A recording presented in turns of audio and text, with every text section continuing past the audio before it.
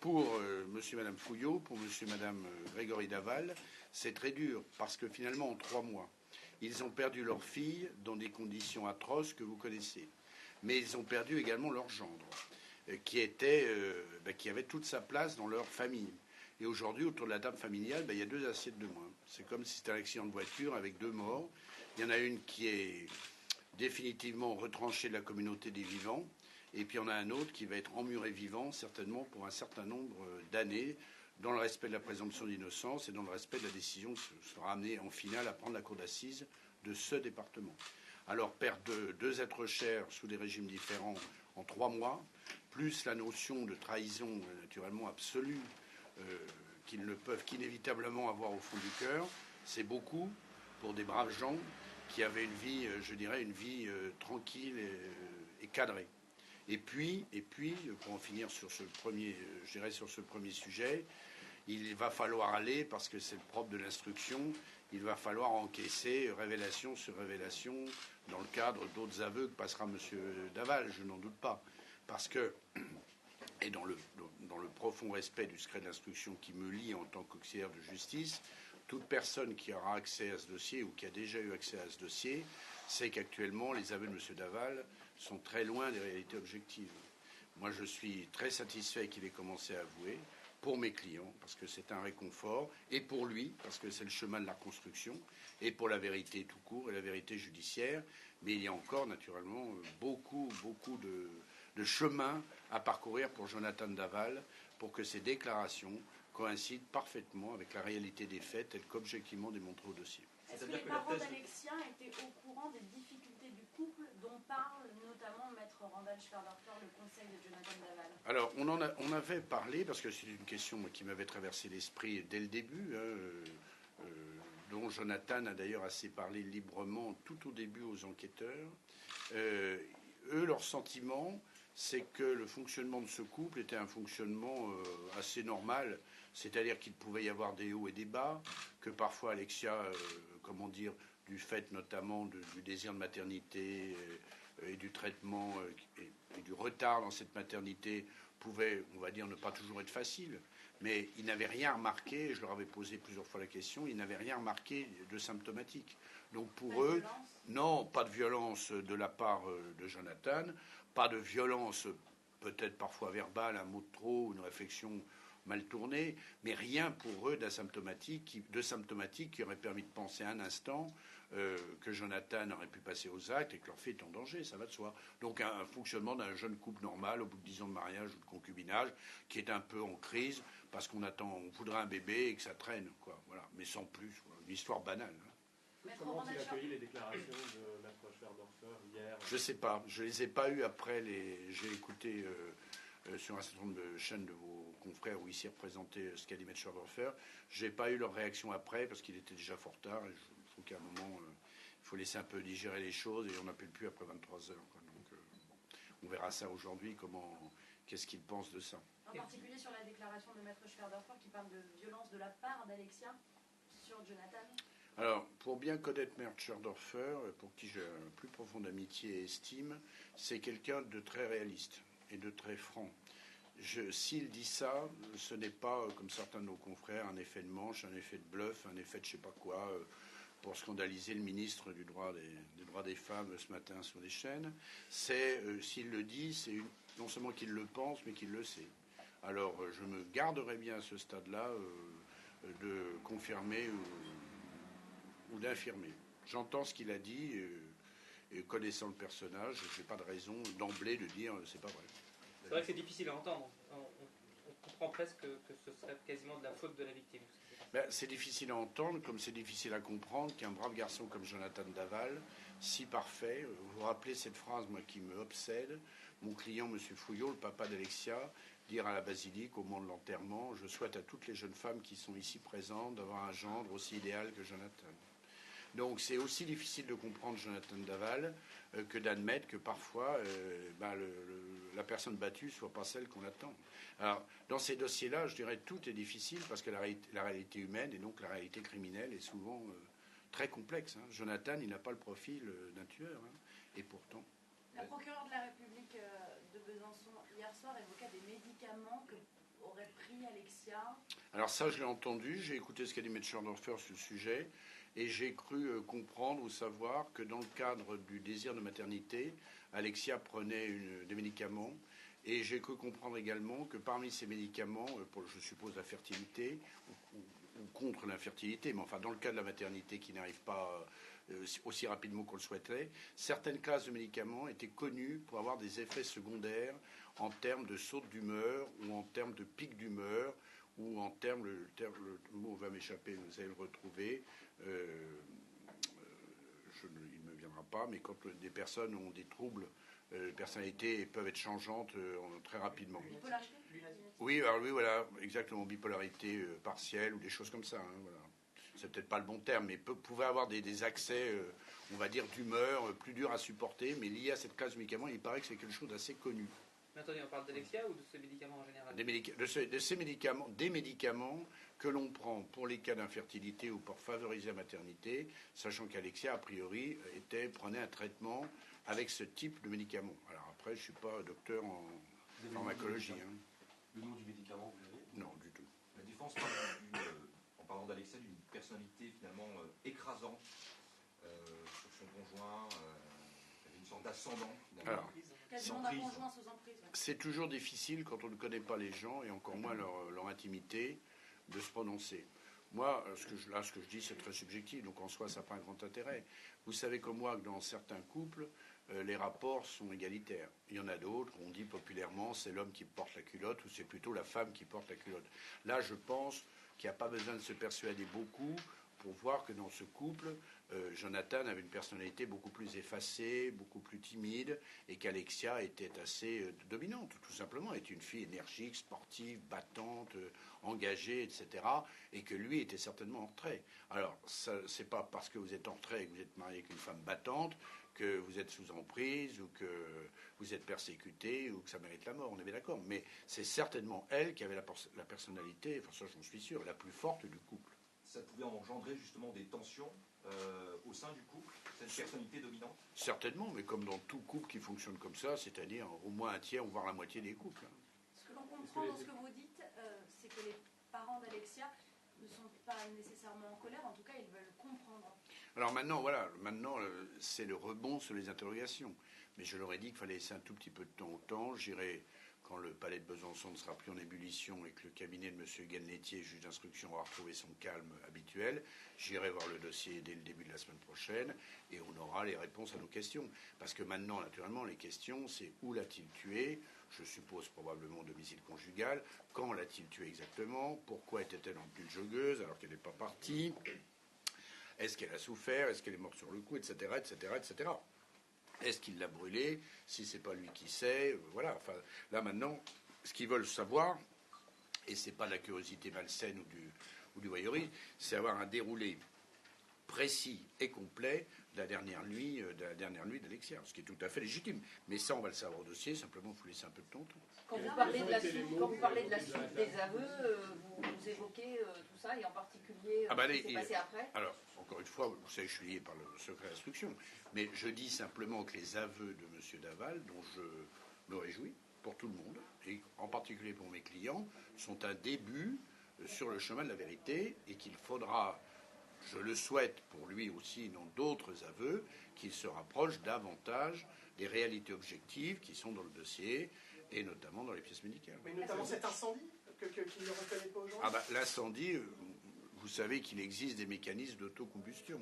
Mais là, on n'est pas dans ce cas de figure. Donc, comme on n'est pas dans un cas d'autocombustion, soit c'est M. Daval qui a brûlé partiellement le corps, soit il a un complice. Mais il n'y a pas... Alors là, pour le coup, la réponse est binaire. Il n'y a pas d'autre solution. Ou c'est lui, probable, j'en sais rien, présomption d'innocence, ou c'est pas lui, possible, mais alors quelqu'un l'a fait pour lui. Et ça, il le sait. Il y a des éléments dans l'enquête qui pourraient valider la théorie d'un complice dans le dossier? À ma connaissance, pas spécialement. Mais je pense aussi... Moi, j'essaye toujours de me mettre à la place des personnes qui ont commis des choses très graves, ce qui est le cas de Jonathan.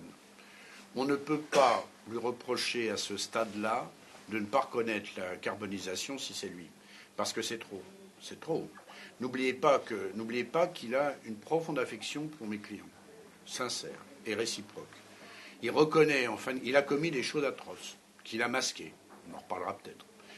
Il reconnaît en fin de garde à vue avoir donné la mort. Après, la qualification, on en dira un mot. Mais avoir donné la mort, je dirais, c'est l'essentiel. En être le seul responsable. Et avoir transporté le corps.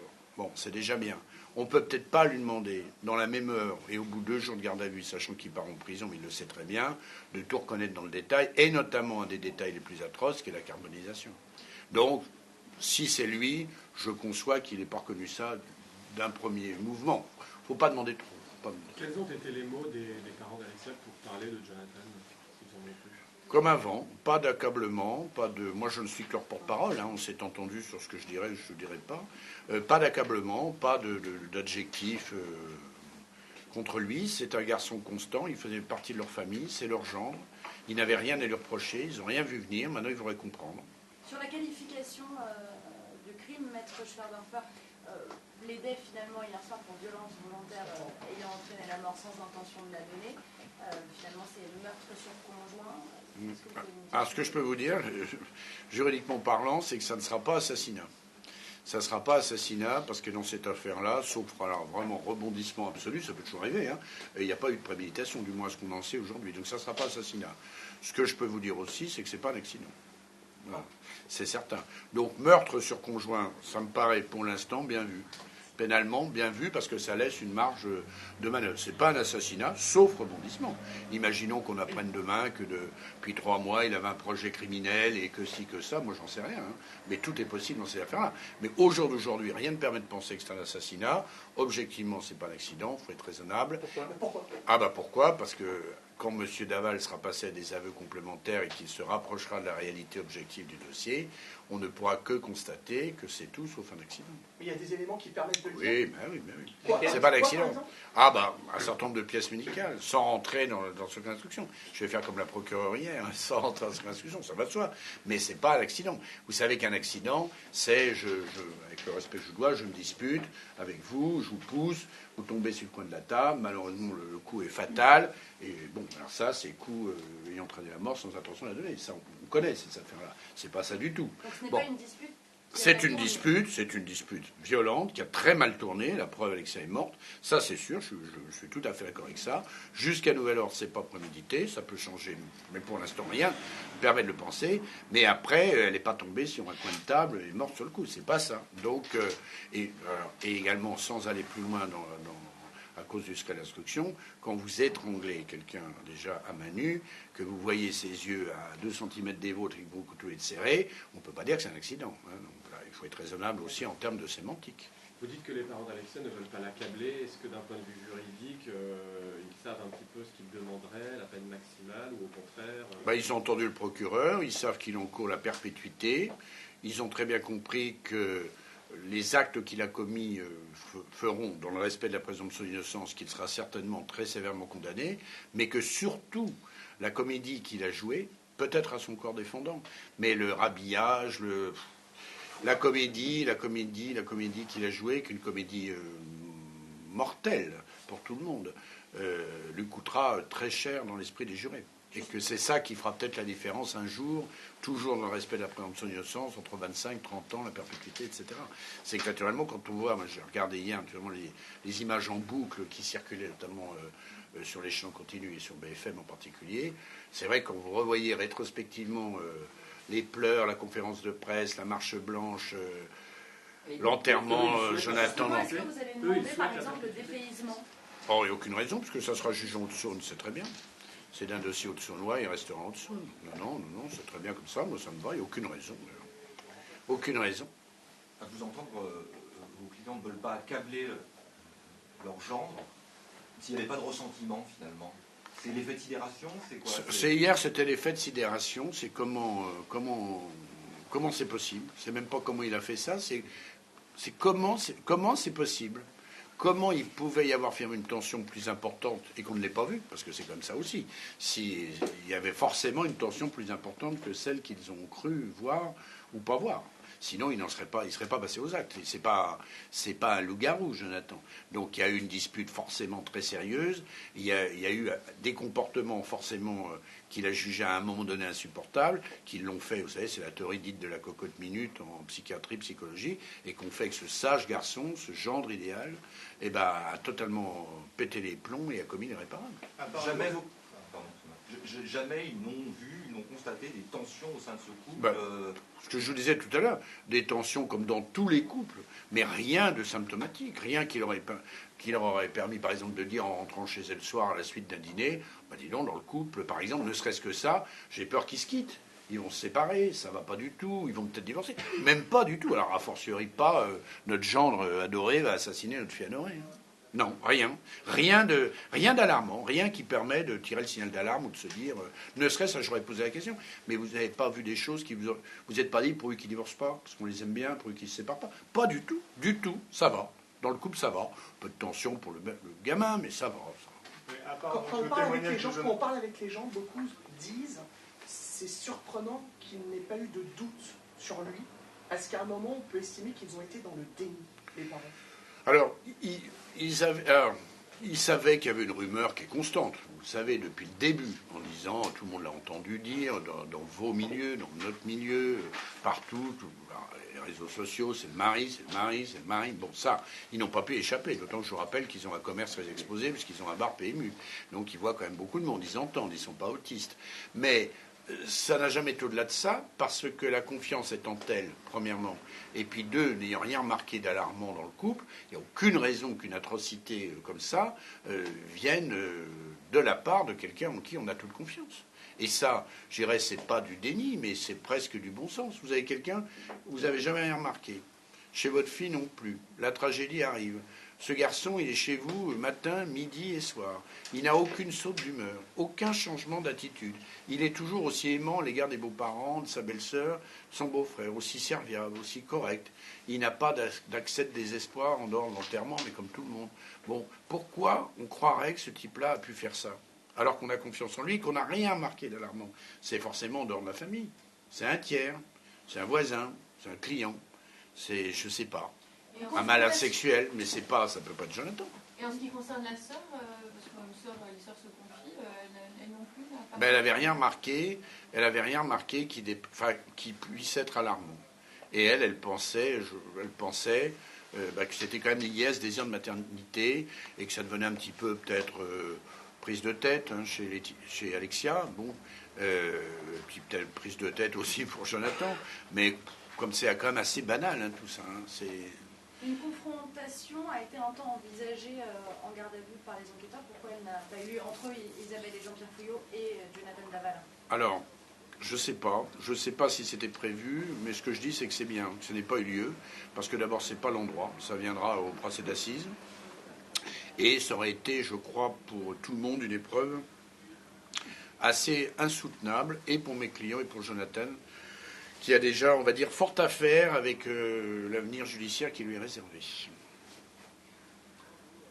Il y a comme une petite musique qu'on entend un petit peu depuis hier soir, comme si le caractère un peu dominateur d'Alexia pouvait être, avec énormément de guillemets, des sortes de circonstances atténuantes. Qu'est-ce que vous en pensez ? Ça ne peut jamais être une circonstance atténuante, mais une situation peut permettre, notamment devant la cour d'assises, de comprendre le passage à l'acte. Mais ça ne peut jamais être une circonstance atténuante. La mort d'une personne dans des conditions tragiques ne peut pas trouver de circonstances atténuantes, du moins pas dans ce cas-là. Simplement, ça peut faire partie, et ça sera très utile pour comprendre le contexte, leur vie de couple intime que finalement personne ne connaissait. Parce que pour faire simple, personne à part eux deux savait que la tension était beaucoup plus lourde, visiblement beaucoup plus grave que ce qu'ils en laissaient paraître à l'égard de leurs familles respectives. Et ça sera tout l'intérêt de l'expertise psychologique et psychiatrique. Psychiatrique, je ne pense pas que ça donnera grand-chose, que M. Daval est normalement, à mon avis, d'une normalité absolue. Mais par contre, sur le plan psychologique, ça sera intéressant de connaître son passé, sa construction. Vous savez que c'est ça l'essentiel, son enfance. Qu'est-ce qu'il a fait alors qu'il aimait sa femme? Personne n'en doute qu'il est passé à l'acte et dans des conditions atroces. Et puis qu'après, il a enchaîné tous les mauvais réflexes. Parce qu'il aurait pu se disputer avec sa femme. Ça, tout le monde le comprend. Ça aurait pu très mal tourner. C'est affreux, mais ça arrive. Vous lisez les magazines, bon, il y a en gros 3 crimes par jour, hein, donc ça arrive, même chez des gens très bien. Mais comment après ce gentil garçon, ce sage garçon, qui a un téléphone, qui peut appeler le médecin, on ne sait peut-être pas si elle est morte, hein, le médecin, les pompiers, la police, la gendarmerie, sa belle famille qui est à 200 mètres, ses frères, ses parents qui sont à côté. Comment ce garçon, que rien ne prédestine à ça et qui n'a pas une double personnalité, comment il peut se lancer dans je déshabille ma femme, je la rhabille en joggeuse, je la mets dans je sais pas quoi, dans un drap, enfin j'ignore, je la transporte au fin fond de la nuit, sans éclairage chauffe mes phares, dans les bois, ensuite qu'est-ce qui se passe, enfin, on sait qu'elle est brûlée, peut-être pas par lui, mais enfin j'en sais rien, mais comment on peut en arriver à ça? Et puis le lendemain, j'appelle les gendarmes, je fais ma petite matinée comme si de rien n'était, je prépare un petit déjeuner visiblement, parce que j'appelle les gendarmes, je commence à dire je m'inquiète, puis j'y vais, puis depuis 3 mois, je fais je sais pas quel mot employer. Je fais le veuf pleurer que je suis certainement.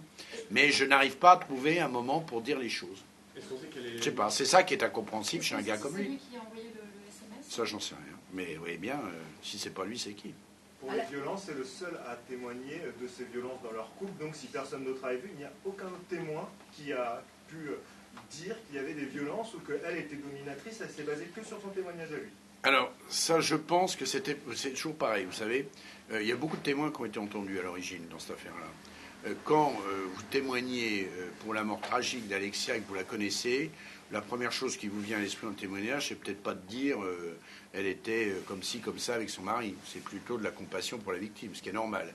Je pense que maintenant que les choses sont posées en ce qui concerne Jonathan, même s'il y a encore du boulot sur la route de la vérité, je pense qu'il y aura peut-être un certain nombre de personnes qui seront réentendues et qui, ayant entendu ce qu'a dit notamment M. Schordorfer, il leur reviendra peut-être à l'esprit des scènes, des détails ou des éléments de dispute, j'en sais rien. Mais on aura peut-être plus de matériel de ce côté-là.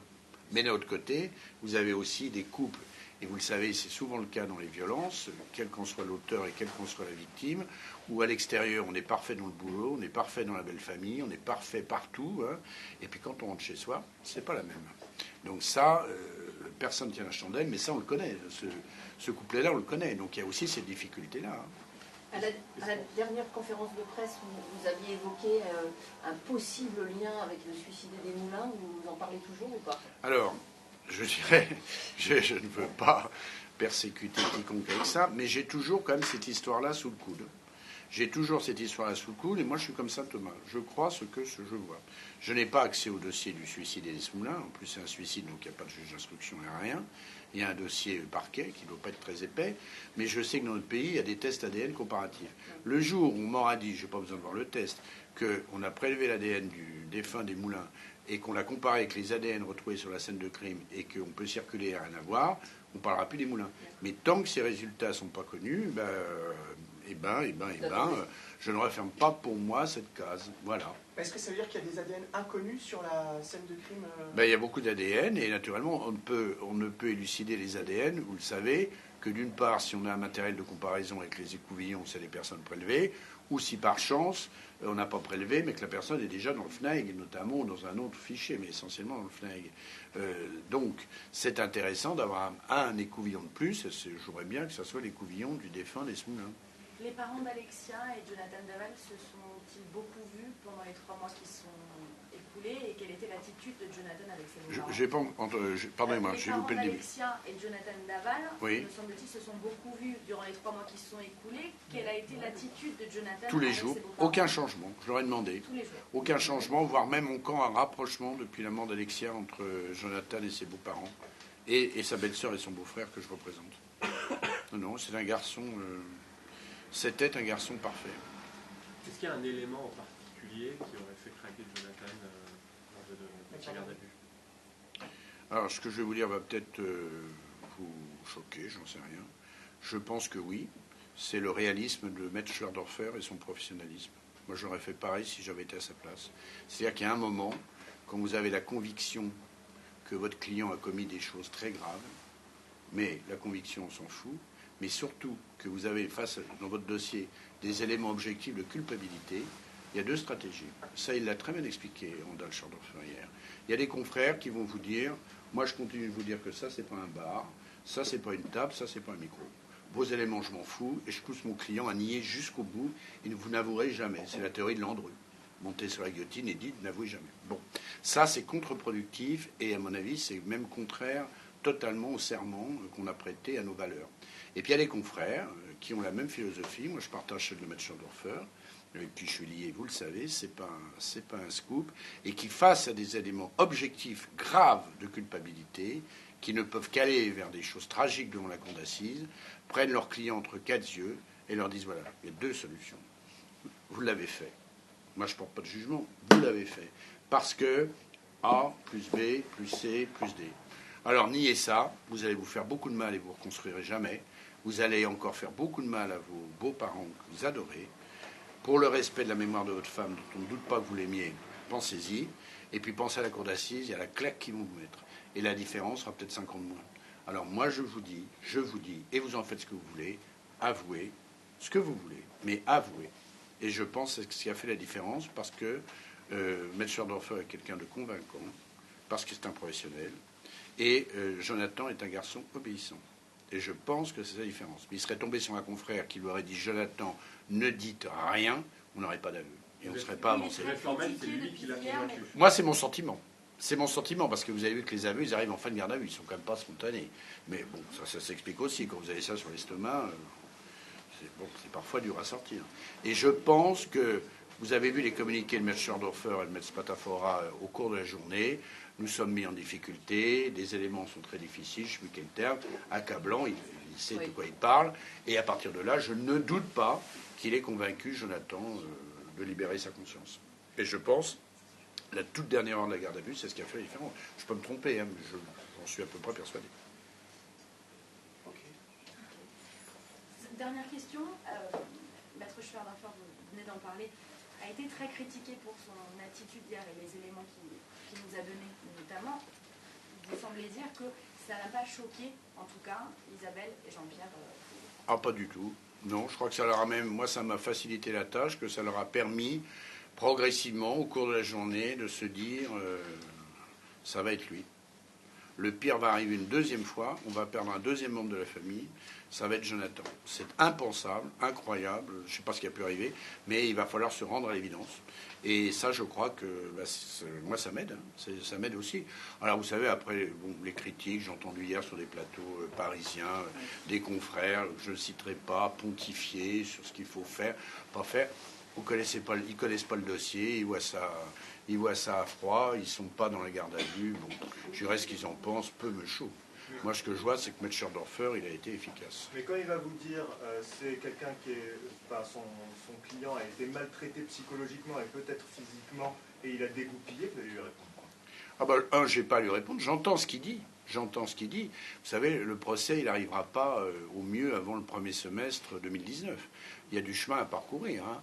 On verra à partir de là quel est le positionnement de M. Daval, qu'est-ce qu'il dit sur ce sujet qui est intéressant, qui ne peut en rien justifier, en rien être une circonstance atténuante, ça va de soi, mais qui peut expliquer un contexte que tout le monde sera intéressé d'apprendre, parce que tout le monde l'ignore à ce jour.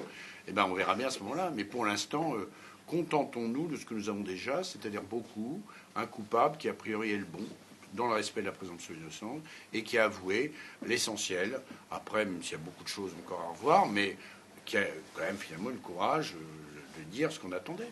C'est déjà bien, ne soyons pas trop impatients. Maintenant, il y a en gros 1 an d'instruction, c'est 2018, et un procès programmé devant la cour d'assises de la Haute-Saône siégeant à Vesoul, probablement fin du premier semestre, début du deuxième semestre 2019.